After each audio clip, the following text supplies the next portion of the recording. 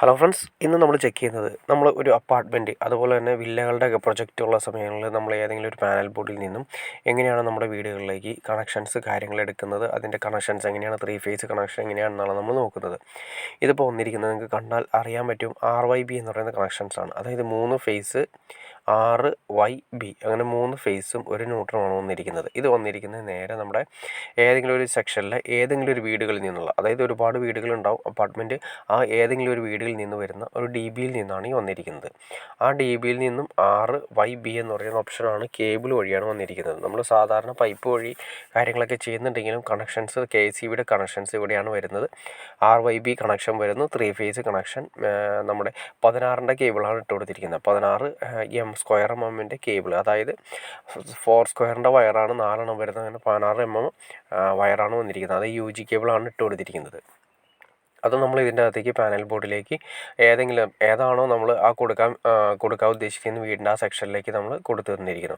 ഇവിടെ നമ്മൾ ഐസൊലേറ്റർ നമുക്ക് കൊടുക്കുന്നുണ്ട്. പിന്നെ അതുപോലെ തന്നെ ഒരു 3 ഫേസിൻ്റെ 32 ആംസ് 415 വോൾട്ട് വരുന്ന ഫ്യൂസിൻ്റെ സെക്ഷൻ കൂടി കൊടുക്കുന്നുണ്ട്. ഇതെല്ലാം തന്നെ അങ്ങനെയാണ് വന്നിരിക്കുന്നത്. കാരണം ഓരോ വീടുകളിലേക്ക് പോകുന്ന കണക്ഷൻസ് എല്ലാം തന്നെ KCBയിൽ ഡയറക്റ്റായിട്ട് ഒറ്റ കേബിളാണ് വന്നിരിക്കുന്നത്. ആ കേബിളിൽ നിന്ന് ഡിവൈഡ് ചെയ്ത് എല്ലാ സ്ഥലങ്ങളിലേക്കുമായിട്ടാണ് പോകുന്നത്.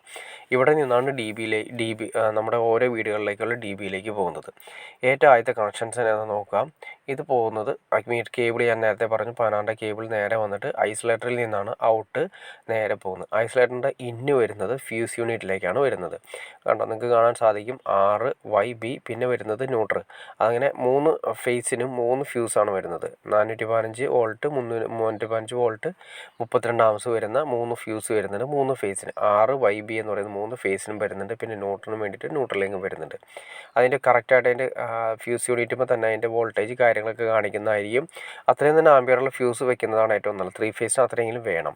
പിന്നെ അതിനുശേഷം വരുന്നത് വെച്ചിട്ടുണ്ടെങ്കിൽ മീറ്ററാണ് വരുന്നത്. ഇവിടെയാണ് നമ്മുടെ ഈ ഏതെങ്കിലും ഒരു വീട്ടിലേക്ക് വരുന്ന ഏതാണ് വീട്ടിലേക്ക് കൊടുക്കാൻ ഉദ്ദേശിച്ചിരിക്കുന്നത്. ഒരുപാട് വീട് ഞാൻ നേരത്തെ പറഞ്ഞു, അതിലൊരു വീട്ടിലേക്ക് കൊടുക്കാൻ ഉദ്ദേശിക്കുന്ന മീറ്റർ ഇവിടെ വരുന്നുണ്ട്. അതേ മീറ്ററും അതിൻ്റെ ഫ്യൂസ് യൂണിറ്റുമാണ് വരുന്നത്. ഇതും അതുപോലെ തന്നെയാണ് വരുന്നത്. അതായത് താഴെ മീറ്റർ വരുന്നുണ്ട്, മുകളിൽ അതിൻ്റെ ഈ ഫ്യൂസ് യൂണിറ്റ് വരുന്നുണ്ട്. ഈ കാണുന്ന എല്ലാം തന്നെ പല പല വീടുകളിലേക്ക് പോയിരിക്കുന്നതാണ്, ട്രേ ചെയ്തിട്ടാണ് പോകുന്നത്. പിന്നെ അതിൻ്റെ അടുത്ത് കാര്യങ്ങളൊക്കെ ചെയ്തിട്ടുണ്ട് ഓൾറെഡി.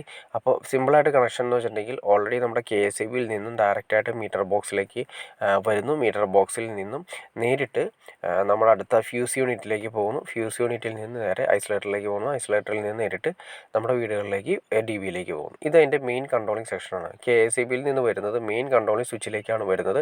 അത് ഈ ഒരു 70ൻ്റെ കേബിളാണ് ഇട്ട് കൊടുത്തിരിക്കുന്നത്. ആ കേബിൾ വഴി നേരെ KCBയിലേക്ക് നിന്നും ഈ മെയിൻ കൺട്രോളിങ് സ്വിച്ചിലേക്ക് വരുന്നു. HRC ഉണ്ടാവും. അതുപോലെ തന്നെ ബസ് യൂണിറ്റ് വഴിയിട്ടാണ്, അതായത് ബസ് യൂണിറ്റ് വഴി എല്ലാ DBയിലേക്കും പോകുന്നു. ഇപ്പോൾ സിമ്പിളായി നിങ്ങൾക്ക് മനസ്സിലാക്കി എനിക്ക് തോന്നുന്നു. കാരണം എന്തുകൊണ്ടെന്ന് വെച്ചിട്ടുണ്ടെങ്കിൽ നമ്മളൊരു അപ്പാർട്ട്മെൻറ്റ് ഏരിയയിൽ ചെന്നിട്ട് നമ്മളൊരു DBയുടെ അടുത്ത് തന്നിട്ടുണ്ടെങ്കിൽ, അല്ലെങ്കിൽ പാനൽ ബോർഡിൻ്റെ അടുത്ത് നിന്ന് നിങ്ങൾക്ക് ഏകദേശം ഒരു ഐഡിയ കിട്ടിക്കാണെന്ന് ഞാൻ വിചാരിക്കുന്നു. ഏറ്റവും ആദ്യം തന്നെ KCBയിൽ നിന്ന് വരുന്ന മെയിൻ കൺട്രോളിങ് സ്വിച്ച്, അതിൽ നിന്നും സെക്ഷനായിട്ട് ഓരോ 3 ഫേസ് ആണെങ്കിൽ 3 ഫേസിൻ്റെ കണക്ഷൻ, ഓരോ സെക്ഷൻ എവിടേക്കാണ് വേണ്ട ആ അപ്പാർട്ട്മെൻറ്റുകളിലേക്കുള്ള സെപ്പറേറ്റ് കണക്ഷനിലേക്ക് പോകുന്നു. വളരെ സിമ്പിളായിട്ട് തന്നെ നമുക്ക് കണ്ടുപിടിക്കാൻ സാധിക്കും. ഓക്കെ ഫ്രണ്ട്സ്, നിങ്ങൾക്ക് ചെറിയൊരു ഐഡിയ കിട്ടിക്കാണെന്ന് ഞാൻ വിചാരിക്കുന്നു. ഇനി എന്തെങ്കിലും ഡൗട്ട്സോ കാര്യങ്ങളോ ഉണ്ടെങ്കിൽ തീർച്ചയായിട്ടും കമൻറ്റ് ചെയ്യാൻ മടിക്കരുത്. അതുപോലെ തന്നെ ഷെയർ ചെയ്യാനും മടിക്കരുത്, സബ്സ്ക്രൈബ് ചെയ്യാനും മടിക്കരുത്. ഓക്കെ ഫ്രണ്ട്സ്, അടുത്ത വീഡിയോയിൽ കാണുന്നവരെ ഓക്കെ.